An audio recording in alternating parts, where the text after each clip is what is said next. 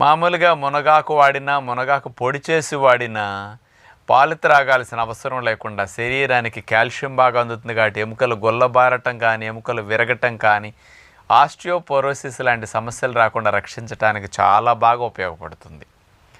అంటే అందరికీ ఈ 2 లాభాలే ప్రధానంగా తెలుసు ఇన్నాళ్ళు నేను చెప్పటం వల్ల. ఇంకా ముఖ్యంగా చూస్తే ఇందులో ఐరన్ ఎక్కువ ఉండటం వల్ల రక్తం తయారీకి కూడా మునగాకు చాలా బాగా పనికొస్తుంది. పూర్వం రోజుల్లో ప్రతి దొడ్లోనూ మొలక చెట్టు ఉండేది. ఆ కాడల్ని ఉల్లిపాయలు వేసి ఒకరోజు కూరగా వండేవారు. ఏ కూర లేనప్పుడు మునగాకు దూసేసి అంత పప్పు వేసేసి ఆకుకూర వండేసేవారు, మునగాకు ఫ్రై చేసేవారు.